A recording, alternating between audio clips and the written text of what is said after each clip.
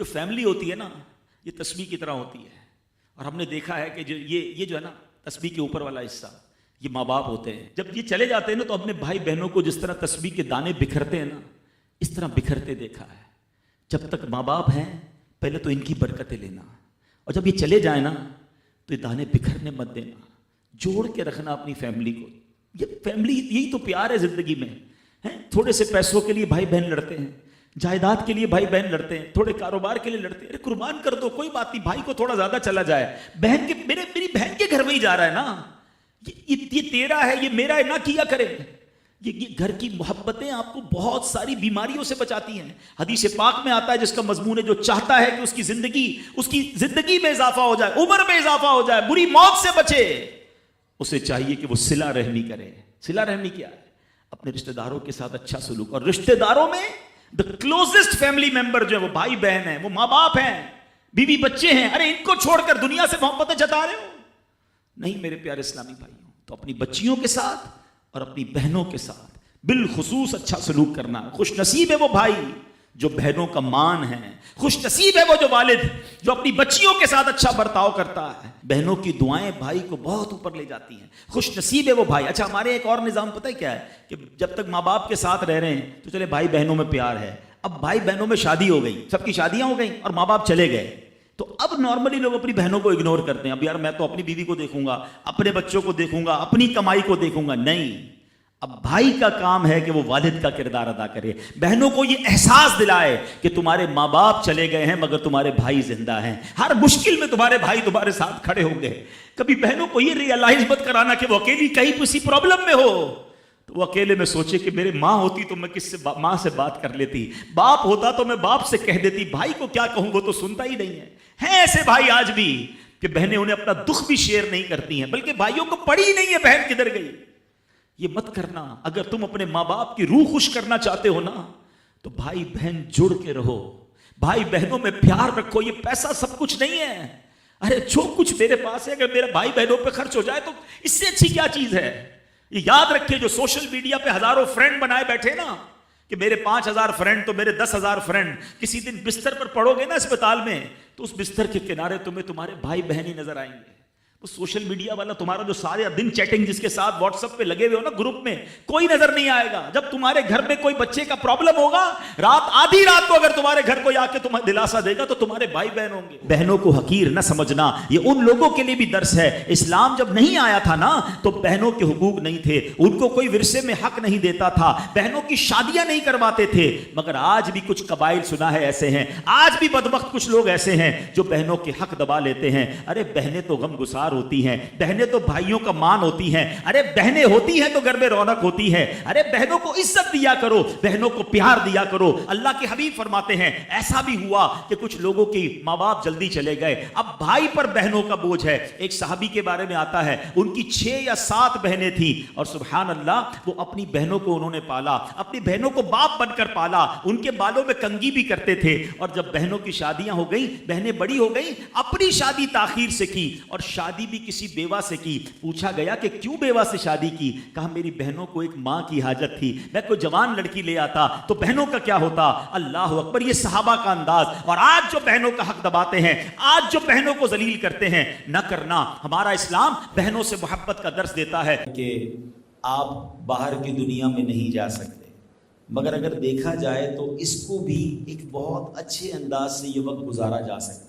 آپ کے پاس شاید اتنا وقت ہے جو باہر کے مصروف دنیا میں لوگوں کے پاس نہیں ہوتا. آپ چاہیں تو اسی قید کو، اسی مشکل وقت کو اپنے لیے جنت کا سامان بنا سکتے ہیں. وہ کیسے کہ اگر آپ روزانہ ہزاروں بار درود پاک پڑھ لیں، ہزاروں بار اللہ کا ذکر کر لیں، ہزاروں بار کلمہ پاک پڑھ لیں. ابھی آپ سب نے مل کر بلند آواز سے کہا سبحان اللہ، ذرا پھر کہیے سبحان اللہ. کتنی دیر لگی؟ 2 سیکنڈ، 3 سیکنڈ. سبحان اللہ کہنے میں اتنا ہی وقت لگتا ہے، 1 سیکنڈ لگتا ہے. مگر اس 1 سیکنڈ میں آپ نے پتہ ہے کیا کمایا؟ میرے آقا مدینے والے مصطفیٰ صلی اللہ تعالیٰ علیہ وسلم کا فرمان ہے جو ایک بار سبحان اللہ کہے جنت میں درخت لگا دیا جاتا ہے. ایک بار الحمدللہ کہے جنت میں درخت لگ جاتا ہے. ایک بار اللہ اکبر کہے جنت میں درخت لگ جاتا ہے. اب آپ بتائیں اتنا آسان جنت میں درخت لگانا. سبحان اللہ. علماء کہتے ہیں جس کے جنت میں باغات ہوں گے اسے جنت میں جانے بھی تو دیا جائے گا نا. اگر آپ یہاں رہ کر اللہ کا ذکر کر کے درود پاک پڑھ کے اللہ کی بارگاہ میں خوب دعائیں کر کے توبہ کر کے اگر قضائے عمری باقی ہے تو وقت ہے نماز کی پابندی کے ساتھ ساتھ پچھلی نمازوں کی بھی قضا کر کے، یعنی کمال یہ ہو جائے کہ جب آپ قید سے باہر نکلیں انشاءاللہ تو نامہ اعمال میں کروڑوں نیکیاں جمع ہو سکتی ہیں. تو قرآن سیکھ لیں، آپ علم دین سیکھیں. الحمدللہ اس سے اچھی کیا بات ہوگی کہ بعض اوقات بعض بزرگوں نے جن کی تاریخ پڑھیں تو کسی وجہ سے انہیں مظلوم ہونے کے باوجود جیلوں میں ڈال دیا گیا، تو انہوں نے وہ جو جیل کا وقت تھا وہ ضائع نہیں ہونے دیا، انہوں نے کتابیں لکھ دی اس کے اندر، جیل کے اندر رہ کر کتابیں لکھی، جیل کے اندر رہ کر زیادہ علم دین سیکھ لیا، اور جب وہ باہر آئے تو ان کی زندگی اور بہتر ہو گئی. مگر بدقسمتی سے ہمارے یہاں سننے کو کیا ملتا ہے کہ ہماری جیلوں میں کوئی چھوٹا گناہ گار چھوٹا مجرم آتا ہے تو یہاں آ کر ایسے لوگوں سے رابطہ ہو جاتا ہے کہ اب بڑے بڑے گناہ کے پلان بنا رہا ہے، بڑے بڑے جرموں کے پلان بناتا ہے. ایسا نہ کیجئے. میں آج آپ کو ایک دربار رسالت کے قیدی کا واقعہ سنانے آیا کہ نبی پاک علیہ الصلوۃ والسلام نے بھی ایک شخص کو قید کیا، سزا دی، مگر سبحان اللہ وہ سزا تھی یا عطا تھی ابھی وہ آپ آگے سنیں گے. تو انشاءاللہ پہلے یہ واقعہ سنتے ہیں، پھر میں نے آپ سے مزید کچھ باتیں کرنی ہیں. ذکر مصطفیٰ بھی ہوگا صلی اللہ تعالیٰ علیہ وسلم اور ان کی سیرت سے انشاءاللہ ہم کچھ سنیں گے بھی. ایک شخص تھے یمامہ میں رہنے والے، بعد میں صحابی رسول بن گئے، مگر اس سے پہلے وہ اسلام کے سخت ترین دشمن تھے. ایک بار نبی پاک علیہ السلام کو معاذ اللہ شہید کرنے کے ارادے سے وہ آئے، انہوں نے کوشش بھی کی، مگر پھر کیا ہوا جب جلوہ مصطفیٰ دیکھا، پیارے آقا کی ادائیں دیکھی تو کلمہ پڑھ کر مسلمان ہو گئے. ان کا نام کیا تھا؟ ان کا نام تھا ثمامہ بن اسال رضی اللہ تعالیٰ عنہ. اچھا اب ہوا یہ تھا، یہ کیسے مسلمان ہوئے؟ جب نبی پاک کی بارگاہ میں گرفتار کر کے لائے گئے نا، ظاہر ہے کہ نبی پاک پر اگر اٹیک کرنے کی نیت سے کوئی آیا ہے، پیارے آقا کو معاذ اللہ شہید کرنے کی نیت سے آیا ہے تو انہیں پکڑ لیا گیا. اب قیدی بنا کر نبی پاک کی بارگاہ میں لایا گیا. اب پیارے آقا علیہ الصلوۃ والسلام نے ان کو کون سی بیرک میں رکھا؟ آپ کے یہاں بھی ہوگا نا کہ فلاں بیرک اس طرح کے مجرموں کے لیے ہے، تو فلاں بیرک جو ہے وہ اس طرح کے مجرموں کے لیے، فلاں ان قیدیوں کے لیے ہے. اب نبی پاک نے ان کے لیے کون سی بیرک پسند فرمائی؟ پیارے آقا علیہ الصلوۃ والسلام نے فرمایا اسے مسجد نبوی کے ستون سے باندھ دو. اب یہ بڑی انوکھی سزا تھی بھائی، کسی قید خانے میں ڈالنا، کسی کمرے میں بند کرنا اور بات ہے، مسجد نبوی کے ستون سے باندھنے کا مطلب کیا ہے کہ مسجد نبوی میں تو 5 ٹائم نبی پاک تشریف لائیں گے نماز پڑھانے کے لیے، صحابہ بھی آئیں گے، پیارے آقا وہاں بیان بھی فرمائیں گے، نبی پاک تربیت بھی فرمائیں گے، یہ قیدی بھی رہے گا اور سب دیکھتا بھی رہے گا. ارے سبحان اللہ، اس سے بڑی سعادت کون سی ہے؟ بہرحال ان کو باندھ دیا گیا. ایک دن گزرا، نبی پاک حضرت ثمامہ کے پاس آتے ہیں اور فرماتے ثمامہ کیا حال ہے، تمہارا اپنے بارے میں کیا گمان ہے؟ ثمامہ اس وقت کسی اور کیفیت میں تھے، کہتے دیکھیں اگر آپ مجھے مار دیں، مجھے قتل کر دیں تو آپ ٹھیک کریں گے کیونکہ میں نے آپ پر اٹیک کرنے کی کوشش کی تھی. اچھا معاف کر دیں تو تھوڑی بڑی مہربانی، آپ کا بہت شکریہ، اور اگر آپ کو کچھ مال چاہیے تو بتائیے، میں جتنا مال چاہیے مال دے دیتا ہوں تاکہ آپ مجھے چھوڑ دیں. نبی پاک واپس تشریف لے گئے. اگلے دن نبی پاک پھر جاتے ہیں، فرماتے ثمامہ بتاؤ اب کیا حال ہے؟ ایگزیکٹلی یہی جواب دیتے ہیں، کہتے دیکھیں اگر آپ مجھے قتل کرنے کا حکم دے دیں تو ٹھیک ہے، میں نے آپ پر اٹیک کیا تھا، میری بھی نیت تو ایسے ہی تھی، اور اگر آپ معاف کر دیں تو آپ کی بڑی مہربانی، اگر مال چاہیے تو بتائیے میں کتنا مال پیش کر دوں. دوسرا دن گزر گیا، تیسرا دن گزر گیا، مگر تینوں دن وہ ستون سے بندھے ہوئے پیارے آقا کی ادائیں دیکھ رہے ہیں، ان کی نمازیں دیکھ رہے ہیں، ان کا اخلاق دیکھ رہے ہیں، ان کی صحابہ کے درمیان تربیت دیکھ رہے ہیں. 3 دن ہونے کے بعد اتنے بڑے مجرم کو میرے آقا نے فرمایا ثمامہ کو آزاد کر دیا جائے. اللہ اکبر، وہ آزاد ہو گئے، مسجد نبوی سے باہر نکلے. ہو سکتا ہے لوگ سمجھ رہے ہوں کہ پھر اپنی قوم کی طرف چلے جائیں گے، سبحان اللہ، مگر ان 3 دنوں میں جو انہوں نے دیکھا تھا، جو اخلاق دیکھے تھے، جو جلوہ دیکھا تھا، جو ادائیں دیکھی تھی، حضرت ثمامہ مدینے کے ایک باغ میں جاتے ہیں، ایک کنویں پر جاتے ہیں، غسل کرتے ہیں، دربار رسالت میں واپس آ کر کہتے حضور کلمہ پڑھا کر مجھے مسلمان کر لیجئے. اب اب میں نے آپ کا در چھوڑ کر کہیں اور نہیں جانا ہے۔ اللہ اکبر۔ میرے پیارے اسلامی بھائیوں، اب خود حضرت ثمامہ کا آپ انقلاب دیکھیں، ان کی زندگی کا ریولوشن اور بدلاؤ دیکھیں۔ وہ جب نبی پاک کے صحابی بن گئے نا، پھر پتہ کیا کہتے ہیں؟ کہتے ہیں یا محمد واللہ ما کان علی الارض وجہ ابغض الی من وجهک فقد اصبح وجهک احب الوجوہ الی۔ یا رسول اللہ علیہ الصلوۃ والسلام، خدا کی قسم مجھے آپ کے چہرے سے زیادہ کسی چہرے سے نفرت نہیں تھی، مگر آج آپ کا چہرہ میرے لیے سب سے محبوب چہرہ ہے۔ کہتے ہیں واللہ ما کانا من دین ابغض الی من دینک فاصبح دینک احب الدین الی۔ کہتے خدا کی قسم، جب مجھے آپ کے دین سے زیادہ کسی دین سے نفرت نہیں تھی، مگر یا رسول اللہ اب آپ کا دین میرے لیے سب سے محب اور سب سے پسندیدہ دین ہو گیا ہے۔ اب وہ کہتے ہیں واللہ ما کانا من بلد ابغض الی من بلدک فاصبح بلدک احب البلاد الی۔ کہتے ہیں خدا کی قسم آپ کے شہر سے زیادہ کسی شہر سے نفرت نہیں تھی، اب یہی شہر میرے لیے یعنی مدینہ منورہ سب شہروں سے زیادہ محبوب ہو گیا۔ ان کے جلووں میں ہیں وہ دلچسپیاں، ان کے جلووں میں ہیں وہ دلچسپیاں، جو وہاں پہنچا وہیں کا ہو گیا۔ تو اے میرے پیارے اسلامی بھائیوں، ہم اس بات سے جو مجھے اور آپ کو سبق سیکھنا ہے کہ 3 دن کے بعد اس بندے نے اسلام قبول کر لیا، 3 دن کے بعد بری عادتوں سے توبہ کر لی، قید سے رہا تو ہوئے، مگر اب دوبارہ مجرم نہ رہے، دوبارہ گناہگار نہ رہے، بلکہ صحابی رسول کے مرتبے پر فائز ہو گئے۔ میں اپنے بھائیوں سے بات کرنے آیا ہوں۔ میں آپ کو ایک اور بات بڑی عجیب سی بتاؤں، میں آپ کا پڑوسی ہوں، میں آپ کے بہت قریب رہتا ہوں، میں اس جیل کو تقریباً روزانہ اوپر سے دیکھتا ہوں، اور واللہ میں بڑا سوچتا رہتا ہوں کہ کیسے لوگ زندگی گزارتے ہوں گے۔ اللہ کسی کو بھی یہ قید و بند کی صعوبت نہ دے، اللہ سب کو آزاد زندگی عطا فرمائے۔ اچھی طرح احساس ہے کہ آپ کو کس طرح اپنے گھر والے، اپنے بال بچے، اپنے والدین، اپنے دوست یاد آتے ہوں گے، اور اگر کوئی غلطی ہوئی ہے تو اس غلطی کو بھی یاد آتا ہوگا کہ کاش وہ میں غلطی نہ کرتا تو مجھے یہ قید نہ ملتی۔ واللہ میرا دل جانتا ہے مجھے اس بات کی کتنی تکلیف ہے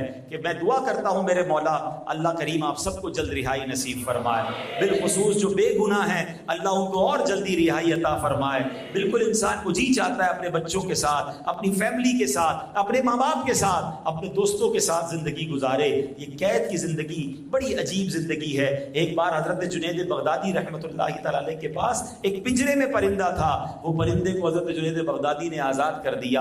لوگوں نے کہا آپ نے پرندہ کیوں آزاد کیا؟ وہ پرندہ تو آپ کو بڑا پسند تھا۔ کہتا ہے ایک دن پرندہ مجھے کہتا ہے اے جنید تم تو اپنے دوستوں کے ساتھ آزادی کی زندگی گزارتے ہو اور میں پنجرے میں قید ہوں۔ جنید بغدادی کہتے ہیں مجھے بڑا افسوس ہوا، میں نے اس کو آزاد کر دیا، مگر اس پرندے نے مجھے ایک بات بتائی۔ حضرت جنید بغدادی جیسے اللہ کے ولی کہتے ہیں، اس نے مجھے کہا ہے جنید اب میں ایک بات بتا کے جاتا ہوں، جب تک کوئی پرندہ اللہ کے ذکر سے غافل نہیں ہوتا تب تک وہ پنجرے میں قید نہیں ہوتا۔ تو یہ جو پرندے قید ہوتے ہیں، یہ جانور قید ہوتے ہیں، یہ درخت کاٹے جاتے ہیں، علماء کہتے ہیں روایتوں میں آتا ہے یہ اللہ کے ذکر سے غافل ہوتے ہیں جب کاٹے جاتے ہیں۔ تو ہم تو اشرف المخلوقات ہیں نا، غور کیجئے کہیں نمازوں میں کمی تو نہیں رہی تھی، کہیں اللہ کے ذکر سے غافل تو نہیں ہو گئے تھے، کہیں اللہ کو ناراض کرنے والے کام تو نہیں کیے تھے جو آج یہ قید مل رہی ہے۔ چلو قید میں آ گئے نا، اب تو قید ہی نہیں رہنا نا، اب کیا فرق آیا میرے اندر؟ آپ ایک اور بات اگر اس قید سے سیکھیں کہ یہاں پھر بھی کھانا ملتا ہے، پھر بھی ہم ہوا لے رہے ہیں۔ ماشاءاللہ میں تو دیکھ رہا ہوں کہ بڑا اچھا یہ میلاد کا اجتماع قیدیوں کے لیے رکھا گیا، بڑی اچھی بات ہے، مسجد بنی ہوئی ہے، کچھ نہ کچھ آسانیاں ہیں، مگر ایک قید وہ ہوگی جہاں کھانا نہیں، جہاں پیپ ہوگا، جہاں ہوا نہیں، جہاں آگ ہوگی، جہاں بستر نہیں وہاں سانپ ہوں گے۔ اور وہ قید کون سی ہے؟ وہ جہنم کی قید ہے۔ وہاں جب قید ہو گیا نا، ایک لمحہ بھی برداشت نہیں کر سکے گا۔ آپ کو پتہ ہے جہنم کا سب سے ہلکا عذاب کون سا ہے؟ the lowest category کا پنشمنٹ کون سی ہے؟ حدیثوں میں روایتوں میں ملتا ہے کہ جو سب سے ادنا درجے کا جہنمی ہوگا نا، اسے آگ کے جوتے پہنا دیے جائیں گے اور اس کا دماغ ہنڈیا کی طرح کھولتا ہوگا اور وہ یہ سمجھتا ہوگا کہ مجھے سب سے زیادہ عذاب دیا جا رہا ہے، حالانکہ روایتوں میں آتا ہے وہ سب سے ہلکا عذاب ہوگا۔ تو اے میرے پیارے بھائیوں، یہاں آ گئے، آج نہیں تو کل، کل نہیں تو پرسوں انشاءاللہ اللہ کی رحمت سے رہائی ہو جائے گی. لیکن اس قید میں آ کر یہ وعدہ اپنے آپ سے ضرور کر کے جانا کہ اب کبھی زندگی میں ایسا کام نہیں کرنا کہ دنیا کی جیل میں آؤں، اور یہ بھی وعدہ کرنا کہ اب ایسی زندگی گزاروں گا کہ قیامت کے دن قید نہیں ہونا ہے، جہنم میں نہیں جانا، میں نے جنت میں جانا ہے. یہ کم از کم یہ تو اپنی زندگی میں آپ بدلاؤ لائیں نا. یعنی جیل میں بھی قید ہیں اور اللہ نہ کرے ایسی زندگی گزار رہے ہیں کہ جہنم میں بھی قید ہوں گے، ادھر بھی سختی اور مرنے کے بعد بھی سختی. اس سے بڑا بدنصیب کون ہے؟ یعنی کم از کم یہاں رہ کر تو بندہ ایسی زندگی گزارے کہ بس یار اب نمازی بنوں گا. ہم یہاں رہ کر بھی نمازیں قضا کریں. مجھے بتائیں یہاں اور کام کیا ہے ہمارے پاس؟ اگر اتنی لائف فارغ ہونے کے باوجود 5 وقت نماز میں نہیں پڑھ رہا، حالانکہ وہ سب سے اہم فرض ہے. آپ کو پتہ ہے نماز دین کا ستون ہے. اس مسجد کے ستون نظر آ رہے ہیں آپ کو، یہ پلر نکال دیے جائیں تو کیا ہوگا؟ چھت گر جائے گی نا. ہماری دین کا ستون کیا ہے؟ وہ نماز ہے. نماز پیارے آقا علیہ السلام کی آنکھوں کی ٹھنڈک ہے. نماز مومن کی معراج ہے. نمازی کو نبی پاک علیہ السلام کا دیدار ہوگا قبر میں. اور سنو انشاءاللہ قیامت کے دن اللہ کا بھی دیدار کرایا جائے گا. اتنی انعام نمازی کی. آپ نمازی بنے، آپ دیکھیں آپ کے کام آسان ہو جائیں گے. آپ کی انشاءاللہ کورٹ کی تاریخیں، کیس کے مسائل اللہ کی رحمت سے آ سکتے، کیونکہ آپ اللہ کی بارگاہ میں دن میں 5 بار آ رہے ہیں نا. لیکن اگر جیل میں رہ کر بھی نماز قضا ہو رہی ہے، جیل میں رہ کر بھی گناہ ہو رہے ہیں، ادھر بھی اللہ کو ناراض کیا جا رہا ہے، تو پھر سوچیں اس سے بڑی بدنصیبی کیا کہ یہاں بھی قید وہاں بھی قید. نہیں، انشاءاللہ ہم یہاں کی قید سے بھی رہا ہوں گے اور نبی پاک کے ساتھ انشاءاللہ قیامت کے دن جنت میں بھی جائیں گے انشاءاللہ. یہ بدلاؤ لانا ہے اپنی زندگی میں. آپ دیکھیں نا وہ 3 دن کے قیدی نے کیا کیا؟ اس نے اسلام قبول کر لیا، توبہ کر لی، صحابی رسول بن گئے. کاش آج جتنے میرے بھائی نبی پاک کے میلاد کے اجتماع میں آئے ہیں وہ اپنے اندر یہ وصف پیدا کریں کہ بس اب یہ آخری قید ہے، اب یہ زندگی کی آخری قید ہے، یہ زندگی کی آخری غلطی ہے. اچھا اب قیدی بندے کیوں ہیں؟ نارملی بہت سارے ظاہر معاملات ہوئے ہوں گے، ہو سکتا ہے کچھ مظلوم بھی ہو، بیچاروں کا قصور نہ ہو، ثبوت نہ ہو، کوئی وجہ سے جیل میں آ سکتے ہیں. لیکن نارملی جو بندہ قید میں آتا ہے نا، اس کے پیچھے اگر ہم ریزن تلاش کریں، اکثر میری بات کی آپ امید تائید کریں گے کہ وہاں غصہ جو تھا نا اس نے یہاں تک پہنچایا ہوگا. کسی کو بدلہ لیا، کسی کے ساتھ زیادتی کی، کسی نے کسی کا قتل کر دیا، ہاتھ پیر توڑ دیے، یا واٹ ایور کام کیا. اگر آپ دیکھیں تو 2 چیزیں بڑی ہوتی ہیں جس میں بندہ جیل میں پہنچتا ہے، وہ یا تو غصہ ہے یا بدلہ ہے. اچھا بدلہ بھی غصہ ہی کی وجہ سے ہوتا ہے. اب ہماری شریعت ہمیں کیا سکھاتی ہے؟ انسان غلط، دیکھیں ہم انسانوں کے درمیان رہتے ہیں نا، غلطی ہو جاتی ہے کسی سے. اب اگر ہم ہر غلطی کا بدلہ لینے کی کوشش کریں گے، اینٹ کا جواب پتھر سے دیں گے، چھوٹے سے جھگڑے کو اتنا بڑا بنا دیں گے کہ جناب کسی کا سر پھوڑ دیں یا کسی کو دنیا سے ہی بھیج دیں، تو پھر آخرکار انجام یہ ہوتا ہے. حالانکہ میرے دین یہ سکھاتا ہے، میرے آقا علیہ السلام کی بڑی پیاری حدیث ہے. نبی پاک فرماتے ہیں جس کا مضمون ہے کہ جو یہ چاہتا ہے کہ اس کا حساب آسانی سے لیا جائے اور اللہ اس کو جنت عطا فرمائے، وہ 3 کام کر لے اور قیامت کے دن حساب بھی آسان ہو جائے. اس سے بڑھ کر اور کیا چاہیے؟ صرف 3 کام ہے. آج یہ 3 کام یاد کر کے جانے آپ نے اور نیت کرنی ہے کہ آپ زندگی ایسے گزاریں گے. نبی پاک نے فرمایا جو تم پر ظلم کرے تم اسے معاف کرو. یہ بڑا مسئلہ ہے. بندہ کہتا ہے یار ظلم کیا میں کیوں معاف کروں؟ اس نے غلط کیا، اس نے گالی دی میں گالی کیسے نہیں دوں گا؟ اس نے تھپڑ مارا میں کیوں اس کو بندوق نہیں نکالوں گا؟ نہیں، یہی تو کمال ہے. ظلم کر رہا ہے پھر کیا کر رہا ہے؟ معاف کرو. نبی پاک نے معاف بھی کیا. ابھی آپ نے واقعہ سنا نا کہ وہ قتل کرنے آئے تھے اور میرے آقا نے سبحان اللہ انہیں کیا عطا فرمایا کہ 3 دن کی سزا دی، معاف کر دیا، مسلمان کر لیا. وہ بیسیکلی سزا نہیں تھی، وہ ٹریننگ تھی کہ وہ دیکھیں مسلمان کیسے ہوتے ہیں، انہیں قریب سے پتا چلے کہ نبی پاک کی عادت کیا ہے. اور یہ ایک بار نہیں ہوا، پیارے آقا نے کئی بار اپنی جان کے پیاسوں کو معاف کیا. ایک بار نبی پاک ایک درخت کے نیچے آرام کر رہے تھے، ایک شخص آیا ہاتھ میں تلوار لیے، نام تھا غورس، ہاتھ میں تلوار ہے، بڑا تکبر ہے، پیارے آقا کو معاذ اللہ شہید کرنے آیا. پیارے آقا کی آنکھ مبارک کھلتی ہے، کوئی صحابی ساتھ نہیں ہے، کوئی گارڈ نہیں ہے. پیارے آقا سے غورس کہتا ہے اے محمد صلی اللہ علیہ وسلم آج آپ کو مجھ سے کون بچائے گا؟ ہاتھ میں تلوار ہے، کوئی بندہ نہیں. نبی پاک کا اعتماد دیکھو، آقا علیہ السلام نے فرمایا اللہ. اب حبیب اللہ کی زبان سے اللہ کا نام نکلا تو کیسا نکلا ہوگا؟ کہتے وہ غورث کانپنے لگا، تلوار گر گئی. سبحان اللہ. نبی پاک نے وہ تلوار اٹھا لی. فرماتے غورث اب تمہیں مجھ سے کون بچائے گا؟ تھوڑی دیر پہلے غورث کہہ رہا تھا نا، اب پیارے آقا فرما رہے ہیں اے غورث تمہیں کون بچائے گا؟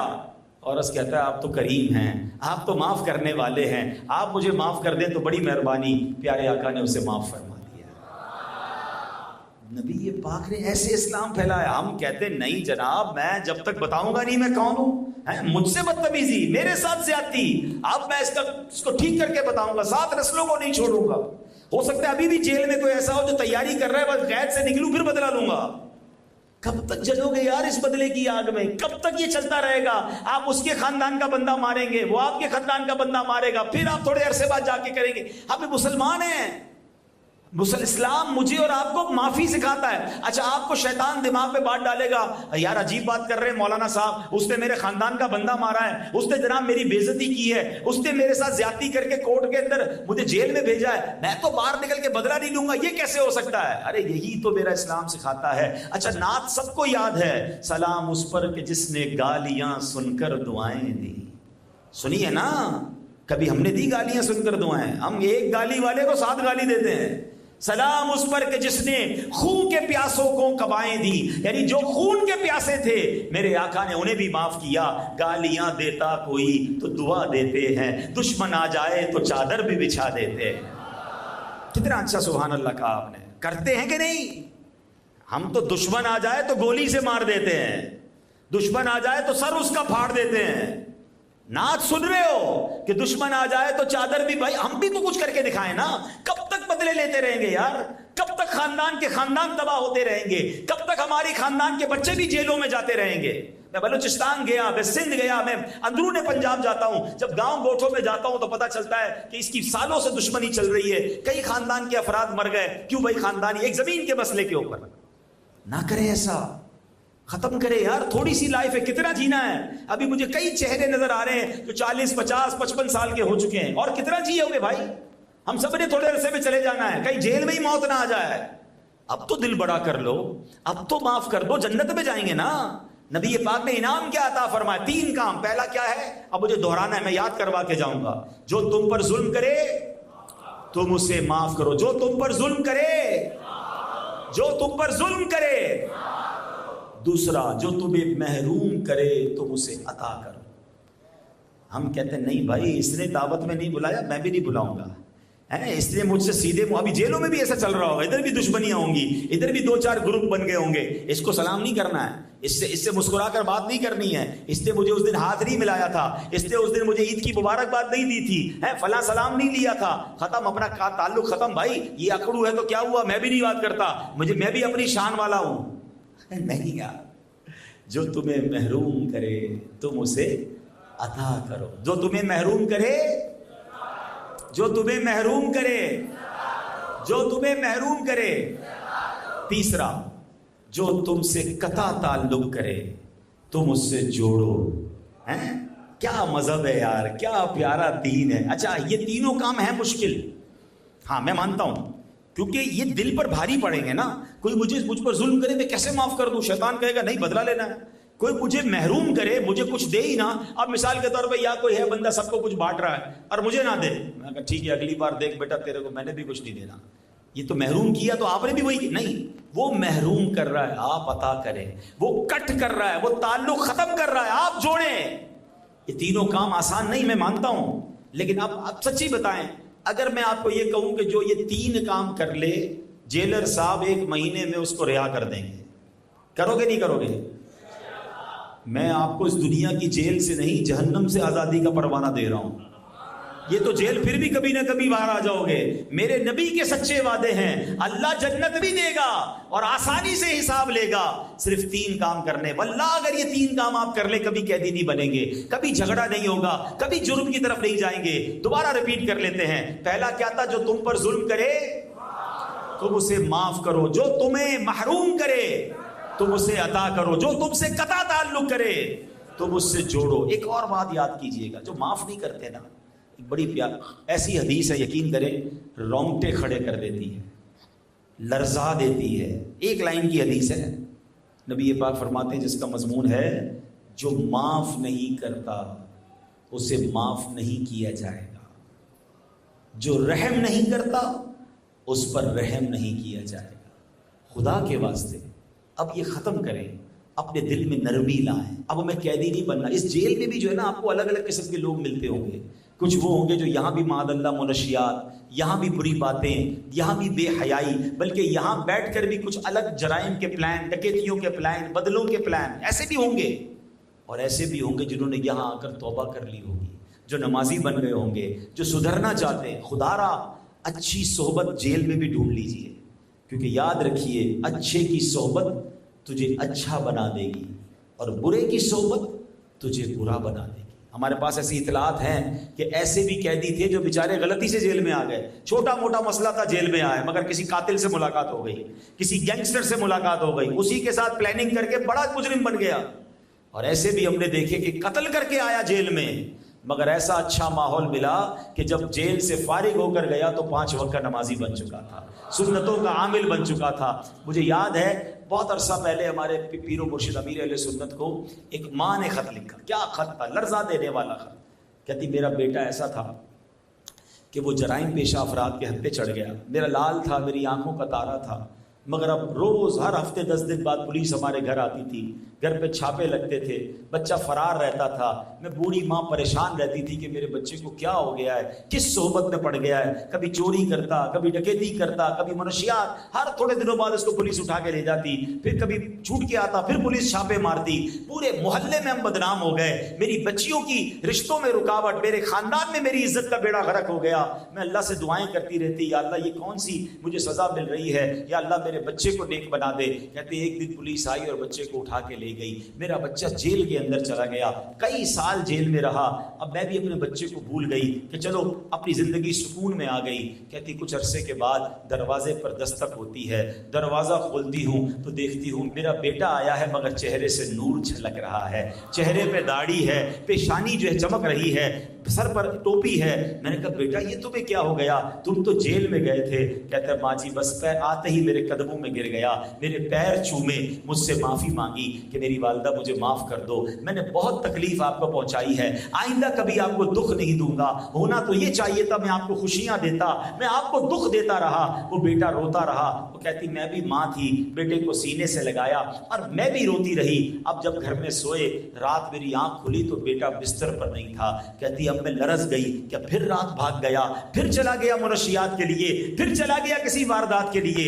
مگر ماں کہتی جب کمرے سے باہر آئی تو صحن میں عجیب منظر دیکھا کہ جہاں نماز بچھی ہے، تہجد کا وقت ہے اور میرا بیٹا تہجد پڑھ رہا ہے اور رو رو کر اللہ کی بارگاہ میں اپنے گناہوں کی معافی مانگ رہا ہے. میں حیران ہو گئی کہ وہی میرا بیٹا جو جمعے کی نماز بھی نہیں پڑھتا تھا اور آج تہجد ادا کر رہا ہے. وہ ماں کہتی میں آگے بڑھی، میں نے اپنے بیٹے کو سینے لگایا، رات دیر تک ہم ماں بیٹا روتے رہے، اللہ سے مانگتے رہے. اللہ اکبر. وہ ماں بتاتی ہے کہ جب میں نے بیٹے سے پوچھا بیٹا یہ انقلاب کیسے آیا، یہ بدلاؤ کیسے آیا، تم تو جیل میں گئے تھے. سبحان اللہ. وہ ماں کو بیٹا بتاتا ہے ماں جی گیا تو جیل میں تھا، مگر جیل میں دعوت اسلامی کا ماحول مل گیا تھا، دعوت اسلامی والے مجھے مل گئے، انہوں نے مجھے قرآن پڑھایا، انہوں نے مجھے سنتیں سکھائیں، انہوں نے مجھے زندگی کا مقصد بتایا، انہوں نے سمجھایا کہ قید میں آنا اور جرم کرنا یہ ہماری منزل نہیں، ہماری منزل تو انشاءاللہ اللہ کی رضا پانا ہے اور جنت میں جانا ہے. ماں اب میں کبھی گناہ نہیں کروں گا، اب میں ساری زندگی آپ کی خدمت کروں گا.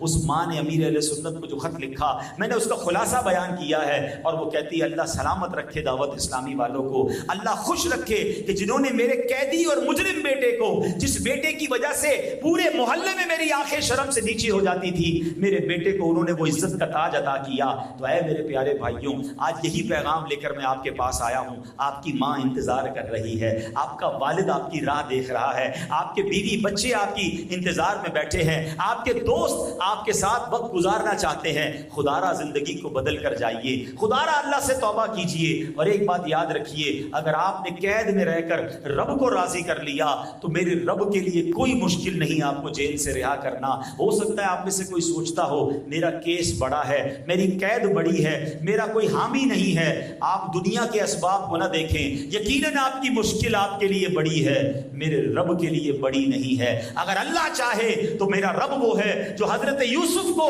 اندھیرے کنویں کی قید سے نکال کر مصر کا بادشاہ بنا سکتا ہے۔ میرا رب چاہے تو حضرت یونس کو مچھلی کے پیٹ سے نکال سکتا ہے۔ میرا رب چاہے تو حضرت ابراہیم کے لیے اتنی بڑی آگ کو باغ بنا سکتا ہے۔ میرے رب نے حضرت موسیٰ کے لیے راستے بھی تو نکالے تھے نا دریائے نیل میں۔ رب تو وہی ہے نا، اللہ تو حضرت موسیٰ کا جو رب تھا وہی میرا رب ہے، جو حضرت یوسف کا رب تھا آج بھی وہی رب ہے۔ بس مجھے اللہ پر بھروسہ لانا ہے، مجھے اس رب کو صحیح طریقے سے پکارنا ہے۔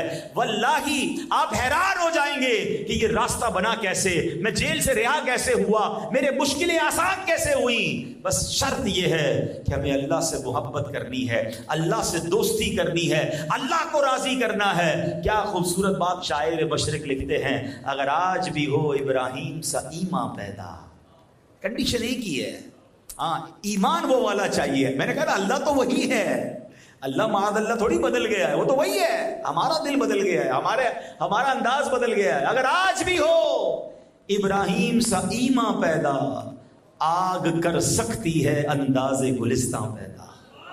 آج بھی آگ باغ بن سکتی ہے اگر ایمان حضرت ابراہیم والا آ جائے۔ تو اے میرے بھائیوں، بڑے درد دل کے ساتھ، واللہ بڑی ہمدردی ہے مجھے آپ سے، اللہ کرے کہ آپ جلدی جلدی اپنے گھر والوں کے ساتھ زندگی گزاریں، سکون کی زندگی گزاریں، لیکن بس اللہ سے اب وعدہ کر لو کہ یا اللہ اب زندگی تیری رضا والی گزرے گی۔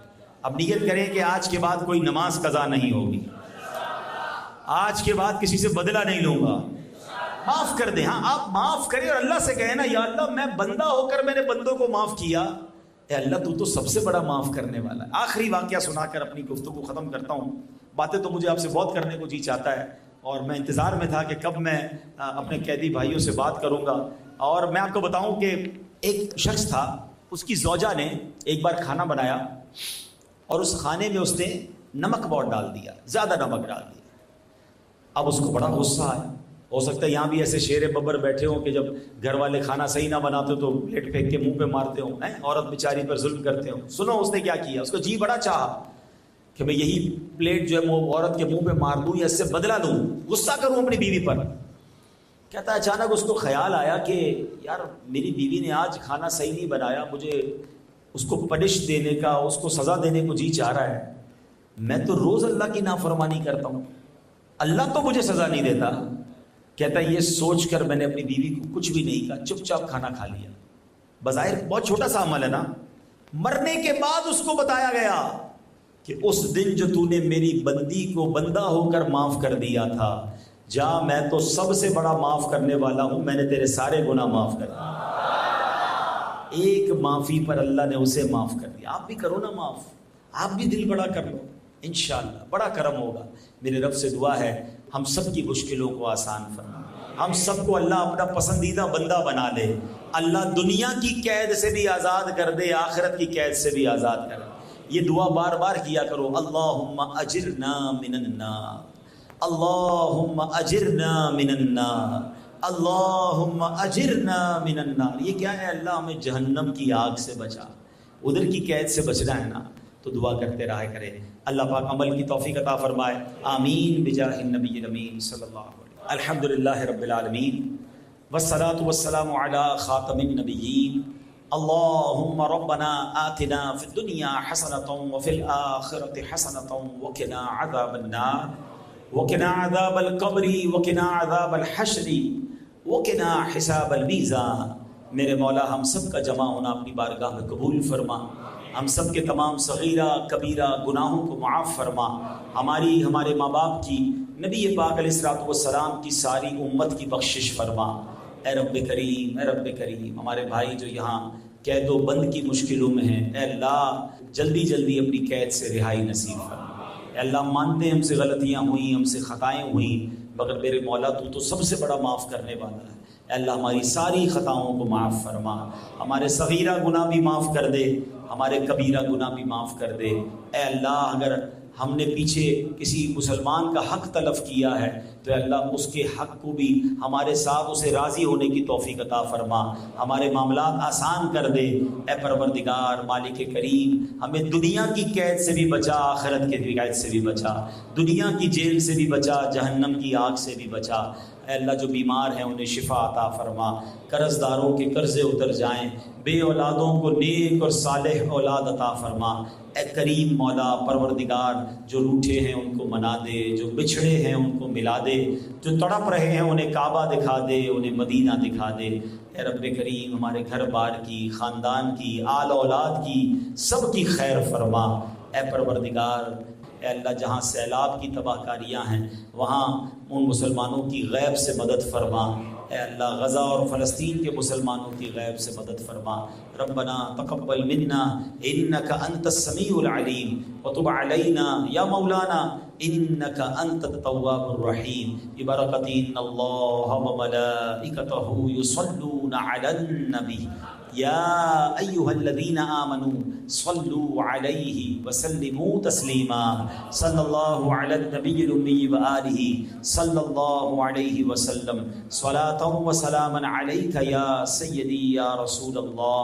جب دم واپسی ہو یا اللہ، سامنے ہو روضہ رسول اللہ اور لب پہ ہو لا الہ الا اللہ محمد رسول اللہ۔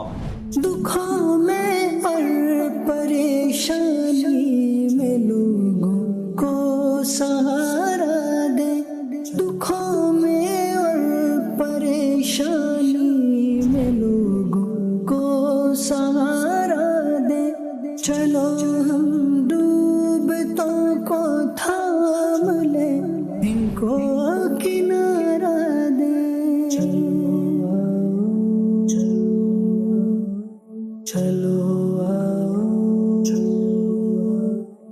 چلو آؤ خوشی بانٹے، غلط یوں ان کے غم کر دے۔ چلو آؤ خوشی بانٹے، غلط یوں ان کے غم کر دے۔ میں FJRF کی ٹیم اور ہمارے حبیب بھائی کے جو باقی اقدامات ہیں جو انہوں نے انیشیٹو لیے ہیں ان کا بھی بہت ہی دل کی گہرائیوں سے میں شکر گزار ہوں۔ چلو آؤ خوشی بانٹے، غلط یوں ان کے غم کر دے۔ چلو آؤ خوشی بانٹے، غلط یوں ان کے غم کر دے۔ لبوں کو مسکراہٹ دے، دکھوں کا بوجھ کم کر دے۔